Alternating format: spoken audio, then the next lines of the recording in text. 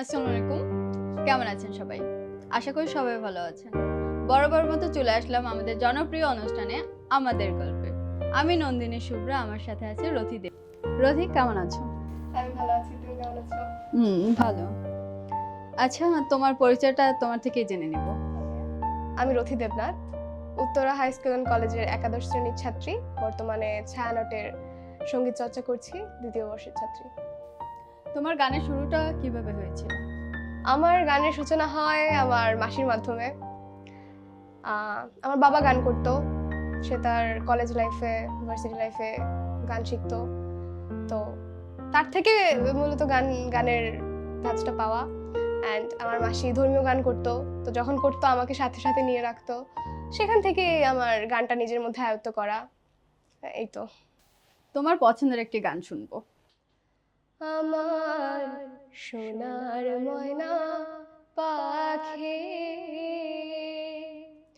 কোন দেশেতে গেলা ওইরা রে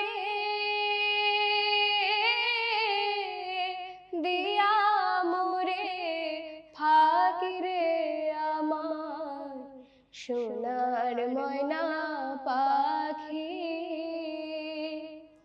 কোন দেশেতে গেলা উইরা রে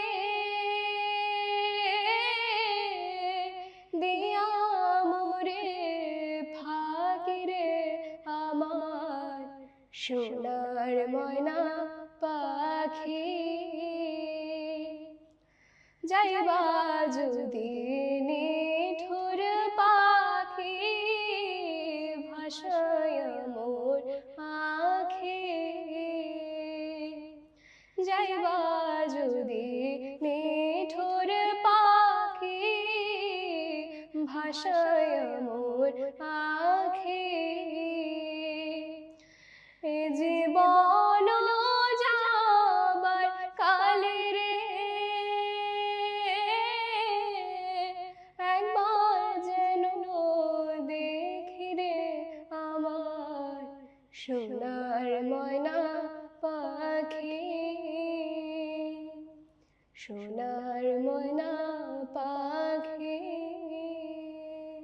ধন্যবাদ। অসংখ্য ধন্যবাদ খুব সুন্দর একটি গান শোনানোর জন্য। তোমার গানের চর্চাটা শুরু হয়েছিল কিভাবে? আমি ছোটবেলায় গান চর্চা করতাম। চর্চাটা তো শুরু হয় মাসির হাত ধরেই, এরপরে গুরুজির মাধ্যমে। দেন তারপরে 2 বছর গুরুজির মাধ্যমে গান শেখা হয়। এরপরে কিছুদিন বন্ধ ছিল, আবার নতুন গুরুজির কাছ থেকে গান শেখা হয়েছে। তো আমার প্রথম গুরুজি ছিল মাসি, যার হাত দিয়ে গান শেখা। এরপরে আমার একজন গুরুজি ছিল, তার নাম হচ্ছে মীরা। তো তার কথা উল্লেখ করছি, সে কয়েকদিন আগে ইহকাল গমন করেছেন। তো তার হাত দিয়ে আমার বলা যায় হারমোনি ব্যবহার করে গানের সূচনা। তো সে আমাকে হারমোনি ধরতে শিখিয়েছেন, এই তো। তাকে আমি এখনো অনেক স্মরণ করি, তার প্রতি অনেক শ্রদ্ধা। তোমার গানের বিষয়টা তোমার ফ্যামিলি থেকে কিভাবে নিয়েছিল?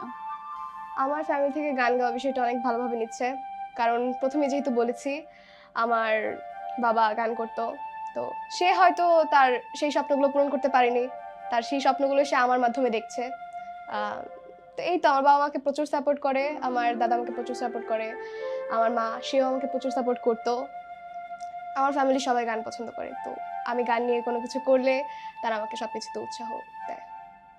কিন্তু আমার গান নিয়ে হ্যাঁ স্বপ্ন একটা আছে, যদি ঠিকভাবে জিনিসটাকে আয়ত্ত করতে পারি, শিখতে পারি, তাহলে আমি একজন শিল্পী হতে চাই।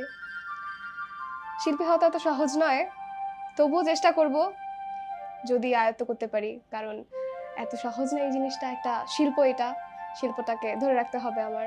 যদি সম্ভব হয় তবে এটাই থাকবে আমার সব চেষ্টা। গানের মাধ্যমে যদি কখনো মিডিয়াতে আসার সুযোগ হয়, তাহলে কি তুমি মিডিয়াতে আসবে? ইচ্ছা তো আছে, ইচ্ছা আছে যদি কখনো সুযোগ হয়। সেই সুযোগ হলে, যদি ফ্যামিলির সবাই রাজি থাকে, অবশ্যই চেষ্টা করব। ভালো একটা ভালো অপরচুনিটি পেলে অবশ্যই চেষ্টা করব। তোমার পছন্দের শিল্পীকে? যেহেতু আমি ফোক নিয়ে গান করি, মানে ফোক গান করি বেশি, তো পছন্দের শিল্পী বলতে কিছু গান ফলো করা হয় চন্দনা মজুমদার ম্যামের, তো তার গান অনেক ভালো লাগে। অ্যান্ড যদি বলা হয় শিল্পীর কথা বা এপার বাংলায় তো আরও আছে, তো তাদেরকে বাদে ওপার বাংলায় শ্রেয়া ঘোষাল, অরিজিৎ সিং, তাদের গান খুব শোনা হয়। এই তো পছন্দের শিল্পী। আচ্ছা, প্রিয় দর্শক, কথা বলতে বলতে আড্ডা দিতে দিতে সময় একেবারে শেষ প্রান্তে। এখনই বিদায় নিতে হবে। তার কণ্ঠে একটি সুন্দর একটি গান শুনতে শুনতে আজকের অনুষ্ঠানটি শেষ করব। আল্লাহ হাফেজ। ওহে কি করিলে বলো, পাইব তোমারে, রাখিব আখিতে আখিতে।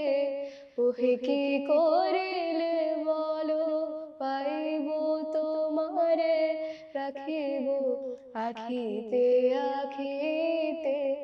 ওহে হারাই হারাই সদা হায় ভয়, হারাই হারাই সদা